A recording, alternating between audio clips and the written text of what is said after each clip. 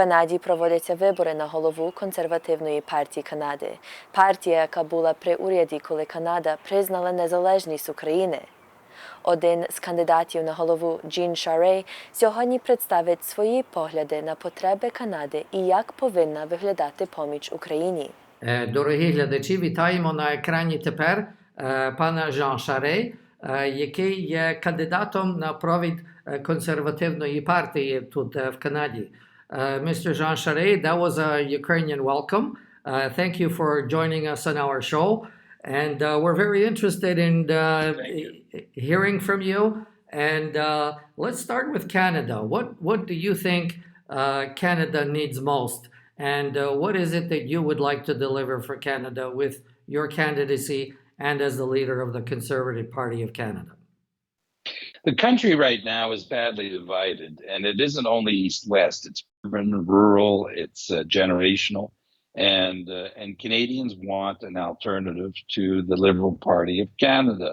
They want a national alternative. The Conservative Party of Canada, Yuri, is the answer, should be the alternative. But it has not been the case in the 21 campaign and the 19 campaign, even 2015, where we lost those campaigns. It isn't so much that Mr. Trudeau won. So what I want, because I'm passionate about my country, it's been the story of my life, Yuri, has been the unity of Canada. And I want to unite the Conservative Party. And I want us to get ourselves organized with a national vision, which is east-west, that bridges the regions of Canada, focuses on the economy, on politics that will promote economic growth, including for resources, whether it's oil, gas, pipelines, or mining, so that we can prosper the country and allow Canadians to build for the next generation, which has been the story of our country, of our history. So that's why I'm running, and hopefully the members of this party will respond to that and will support me as their leader when we vote over the summer. And we encourage everyone to go to jeancharest.ca, take a membership before the 3rd of June if you want to support my candidacy. Well, thank you very much, Mr. Charest, for explaining that. Maybe considering our show and considering what's happening in Ukraine, maybe we could switch the topic to there. And just wanted you to know that Prime Minister Harper was one of the first people that called our show to indicate his support for Ukraine in terms of Russian aggression. And it would be great to hear from you what you think in terms of Ukraine and what Canada is doing right or what Canada should be doing better in relation to this, what looks like a global international issue. Well, Yuri, we're very proud of the fact that Prime Minister Harper was the first, if not among the first, probably the first to call out Russia on the annexation of Crimea. And that, for us, was an important moment in regards to our view of how the world is and what our values are, but also it does speak to the very strong of Ukrainian Canadians within our country, the diaspora of Ukrainian Canadians, who, by the way, have always had a home in the Conservative Party of Canada. You know this. I mean, a number of your listeners will know this. We have been the party that a number of prominent, very prominent Canadians have chosen to be active politically. And I think of Ray Natishin, who was our Governor General, or Don Mazinkowski, who was both of them friends of mine, who were significant in national governments. Now, right now, it's not a partisan issue, Yuri, by the way. I mean, when we leave the shores of Canada, we're always very careful not to try to translate our differences into partisan rhetoric. But among the things Canada has to be doing is doing whatever we can to supply Ukraine with lethal weapons. I read a story today in the newspaper of how those lethal weapons had been very helpful in pushing back Russian forces, and we have to do more of that. The second thing we have to do is continue aid and increase aid as this conflict prolongs itself, so that the Ukrainians have the financial, material support they need to get through it. And the third thing we need to do is to also be a place of refuge for Ukrainians who are seeking security, whether for the short term, the medium term, or the long term. It really is something that they need to determine themselves.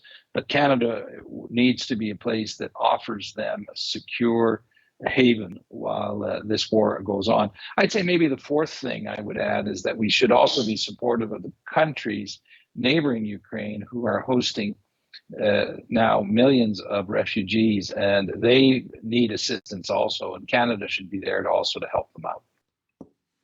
This may be a little bit of a difficult question, but it seems to many Ukrainians, and sometimes I feel that myself, still even being a Canadian, that the world is sort of watching this happen, as opposed to being involved with stopping this happen. It's sort of like if my grandmother is getting mugged in the middle of a square, I don't just watch and say, hey, do you need some money? I try to interfere with the aggression that's happening. Why is the world, including Canada, although it's helping, it's still just watching, as opposed to getting involved in stopping this threat that's really threatening the whole world, not just Ukraine? You're asking a very fundamental question. And for Canada, whatever the answer is going to be, we can only be effective and work with allies in terms of our decisions on a military perspective or a military front in regards to how we will defend Ukraine. And here, of course, NATO is the key player. And the alliance has a very solid agreement. Article 5 is very clear that if one of the members is attacked, all members are attacked. And you know the long story and debate of whether Ukraine should or should not have been part of NATO.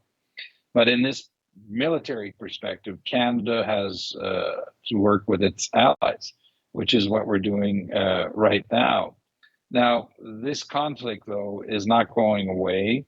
It is very much under the spotlight of the media, and the whole world is watching. It's heartbreaking. And on a bilateral basis, we should be doing as much as we can and even more. Again, as I mentioned, on the 3 counts of lethal weapons and bringing in refugee and aid and also supporting neighboring countries. But on the military side, we need to work and coordinate with our allies. It's the only way Canada can play a useful role, because alone we are not able to make an intervention that would in the end be significant. We have to work within NATO. Okay, well, Mr. Charest, thank you very much for participating in this conversation. I understand you have a scheduled meeting with leaders of the Ukrainian community. I wish you good luck with that, and I'm sure we'll be talking to each other very, very soon on a whole bunch of issues dealing with Canada and Ukraine. Thank you very, very much. Thank you very much, Yuri. Hope to see you soon. Bye-bye.